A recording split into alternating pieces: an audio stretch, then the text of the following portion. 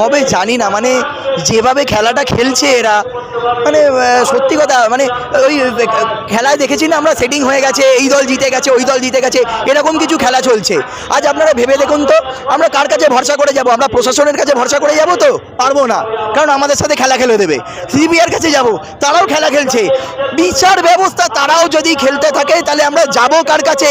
এরা যদি সবাই বিক্রি হয়ে যায়, তাহলে আমরা কার কাছ থেকে বিচারটা চাইবো? আমরা কি ভগবানের কাছে বিচার চাইবো? তাই তো আমরা ভগবানের কাছেই এখন বিচার চাইছি। হ্যাঁ, উনিই পারেন এই বিচার এনে দিতে, কারণ এরা কি করবে আমরা জানি না। এরা নিজেরা নিজেদের মতন করে খেলা চালিয়ে যাচ্ছে। সবার এটা, মানে সবাই চেয়েছিল, রাজ্য প্রশাসন, সেন্ট্রালের প্রশাসন, সবাই এটাই চেয়েছিল যে এরকমই কিছু হোক, কারণ ওরা চাই না একটা সাধারণ মানুষ এরকম যদি সমস্যার মধ্যে পড়ে তার বিচার হোক। এই রকম যদি ঘটনা, একটা ন্যাক্কারজনক ঘটনা যদি ঘটে, সেই মানুষটা বিচার পাক।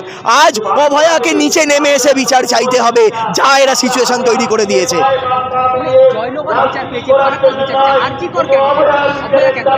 ধরুন আমি একটা কোনো অপরাধ করলাম, আমি গরিব মানুষ, আমার সাজা কালকেই হয়ে যাবে, কিন্তু ভাবুন তো আজ যদি কোনো নেতা মন্ত্রী কোনো অপরাধ করে থাকে, তাদের কি সাজা হতে পারে? আপনার কি মনে হয় তাদের সাজা আজ অবধি হয়নি, হয়ও না। আরও সব থেকে বড়, তারা জামিন খুব তাড়াতাড়ি পেয়ে যায়, আজ নয় কাল তারা জামিন পেয়েই যাবে, এবং তাদের সাজা প্রমাণ, তাদের অপরাধ প্রমাণ করতে কেউ পারবে না, কারণ তারা চাই না যে একটা সুস্থ সমাজ গড়ে উঠুক।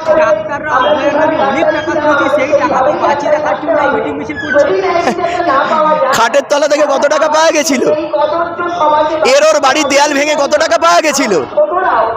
আর এই যে বলছেন ডাক্তারদের, এই যে টাকাগুলো যে পাওয়া গেছিল, মানে আড়াই কোটি না 250 কোটি, যাই হোক কত টাকা, কোটি কোটি টাকা যে পাওয়া গেছে, সেগুলো কার টাকা? সেগুলো কিসের টাকা? কোথা থেকে সেই টাকাগুলো এলো?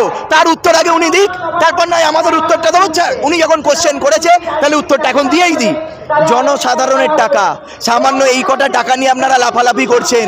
আপনারা যদি নিজেরা ঘর ভাঙেন না, এত টাকা বেরোবে, সেই টাকা একটা দেশ কিনে নিতে পারবেন আপনারা। এটা হলো আপনারা ওই কেন আমাদের কাছে, মানে কেন ডাক্তারদের অ্যাকাউন্টে টাকা, এটাই ওদের কষ্ট। ওদের কাছে এই টাকাটা গেল না কেন? আরে এটা কষ্টের টাকা, এটা বিচার চাওয়ার টাকা, সবাই বিচার চাওয়ার জন্য এই টাকাটা দিয়েছে, কন্ট্রিবিউট করেছে। আর তোদেরকে কেন টাকা দেবে লোকে? তোরা তো ছিনিয়ে নিস, তোরা তো এর ওর থেকে ছিনিয়ে নিস, তোদের এই মানি, কাট মানি, গাট মানি, লাট মানি, সেখান থেকে তো তোরা জোগাড় করে নিস। আমাদের এখানে বিচার চাওয়ার জন্য মানুষের এক টাকা করে এখানে আমাদের কাছে ইম্পর্টেন্ট। তোদের হবে না, তোদের হবে না এসব। আমার নাম তন্ময় বসা। মেডিকেল কলেজগুলোতে সিন্ডিকেট চালানো হচ্ছে, সেখানে লক্ষ লক্ষ টাকা তোলাবাজি চলছে।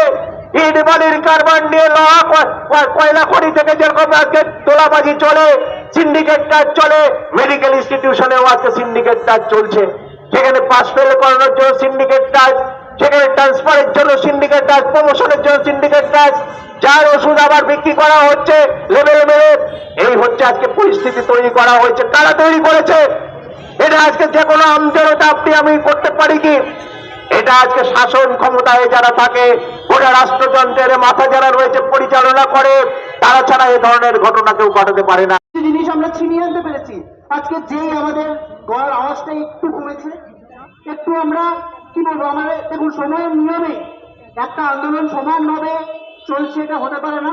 ঠিক তেমনি সময়ের নিয়মেই আমরা যেমন ঠিক যেই সীমিত হয়েছে, ঠিক তেমনি ঠিক তখনই একটা খুব কথা আছে যে মানুষের ভিড় যখন কমে, মিছিলে ভিড় যখন কমে, তখন সাপদের হাঁটাচলা বাড়ে। সেই সাপদের হাঁটাচলা আবার বাড়ছে। মন্ডল আবার বাইরে আসছে, সন্দীপ বাহিনী, সন্দীপ গ্যাং, তারা আবার প্রত্যেকটা কলেজে অ্যাক্টিভেটেড হচ্ছে। সেই সময় বোধহয় আর দূরে নেই, দুদিন পর আমরা দেখবো এই সন্দীপ ঘোষকে আবার একটা কলেজের প্রিন্সিপাল করে দেওয়া হবে, বা ডিএইচএস করা হবে, ডিএমএ আমরা জানি না কি করা হবে।